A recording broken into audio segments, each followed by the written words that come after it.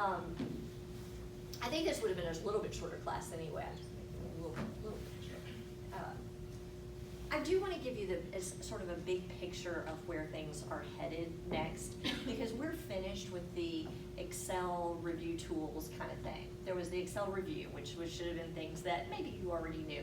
Then there were the tools that, not necessarily, but they're really good tools to know, filters and pivot tables and form controls and interesting things like that.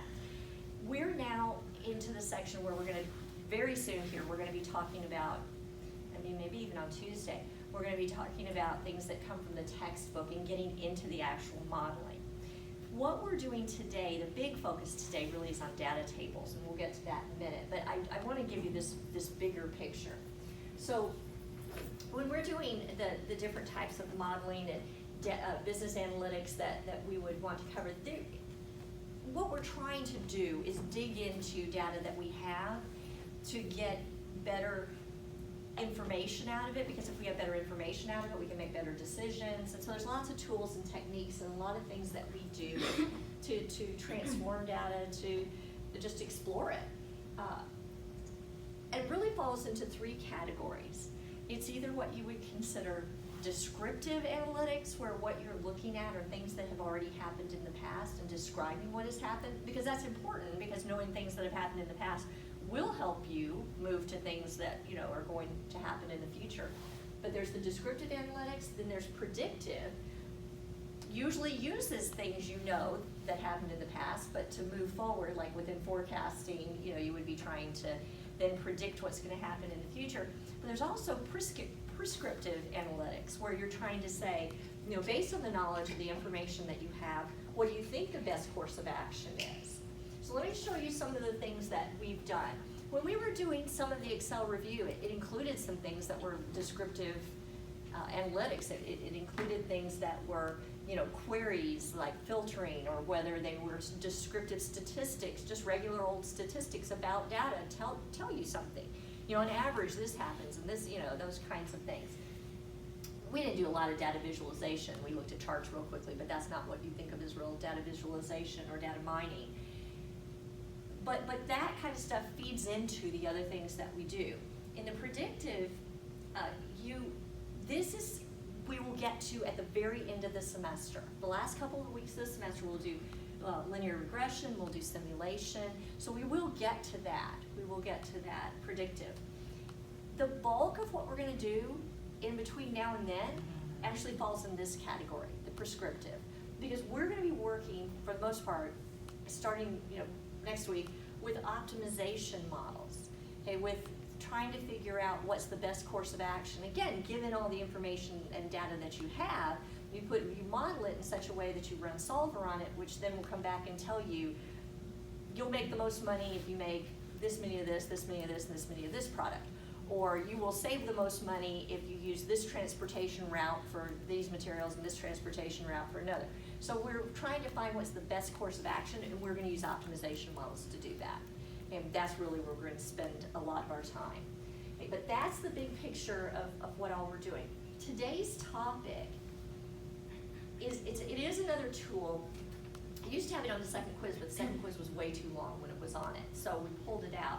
But today's topic with data tables are very useful when you are doing optimization, to go in after the fact and say, well, yes, this is the course of action I think is best given the information I have right now, but what if something changed? What if some prices went up? What if I had more resource available, less resource available? How would that change what I do? Well, data tables are great for that what if analysis that follows on your optimization models. Okay, so we'll be doing that a lot later. But for now, what we're going to do to demonstrate how to use data tables is, it is an example we've already had, but we'll be doing, there's two different types of data tables, a one-way data table and a two-way data table. Okay, and a one-way data table is one where you have one input that you're changing, and then you look at how it impacts one or more outputs. Okay. Then there's a two-way data table where you actually have two things you're changing. I just wanted to say something real quick. When I'm downloading electrostruct file data tables, the form controls one comes up. Yes, that's right. That's the Oh, one we're gonna work off of. sorry. Yeah, that's the file we're actually gonna Okay. extend to do data tables. Yeah, it's the completed file from that, yeah. The two-way data tables have two inputs that you're making changes to, and as a result, and you'll see when you see the structure, there's only one output that you can look at. Okay, and then we'll mix conditional formatting in there, but that's not anything new. And we'll do index and match. And index is not new to us. Match is, even though it showed up on the practice problems, because like I said, this used to be on that quiz, but that's a really good example to go back to and look at again. But we'll get to all of that. What we're doing is we're taking the form control problem, that vehicle purchase model, okay, we're taking that model, and then we're working off of that to make a one-way table that will see what happens to total interest paid as you vary the down payment percent. Then we'll make a two-way table that shows us your monthly payments with all the different combinations of interest rate and term that you could have. Okay? Then we'll do some conditional formatting to that one. Like I said, it's not a new thing, but we'll do that. And that's what you have to be able to do for the test question. Okay, that you really do. But I'm going to take it a step further. Well, you do have to know how to do a simple match like was on the other thing. But I'm going to take it a step further. We're going to do an example that is more difficult to wrap your mind around, but I want you to see the things that you can do in Excel if you take and work with combinations of functions that you already know. And I just want you to see this example because it's interesting. Okay, so that's today. And this is the card decision. This is the file where we left it. I am going to try to put things in the same place as what you would see on the finished file, mainly because that last example, it will help if you've put things in the exact same place as well. So here's what I'm going to do. I have to create parts of the data table, and then Excel fills in the rest of the data table. And here's what the one-way data table asks me to do. Vary the down payment percent and see what that does to the total interest paid. I don't think those are the exact words that it said. I think it actually said, display the total interest paid as a function of down payment percent. Okay, meaning down payment percent is the input, and you want to see how it affects your output, total interest paid. So this is what you would do in a data table. You have an input, okay, and then you have to put it here. You actually have to, manual, I'll show you shortcuts to dragging and putting things in, but you have to put that input here. And so our input in this particular case is gonna be down payment percent, okay?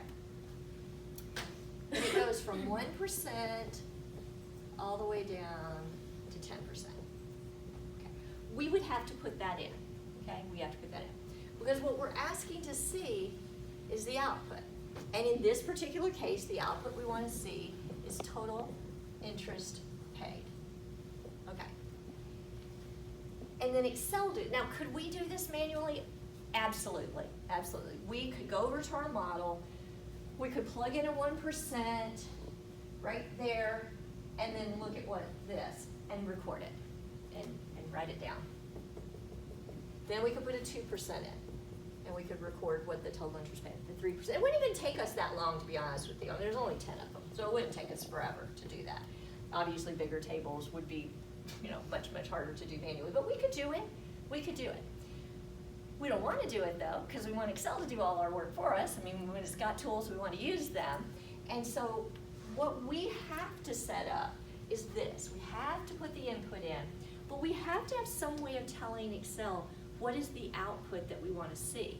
And this is what we do. Right here in this cell, we put a reference to the output we want to see. Right there in that cell. Okay? And then Excel is going to fill in all of these numbers for us. We won't have to now do this manually. We won't have to go put a 1% in if 2% fill it in. Because if we've set this up and put that reference at the top of the next column, it's going to do this automatically for us. So I'm going to cell D33. And I'm going to type in the label that says down payment 1%.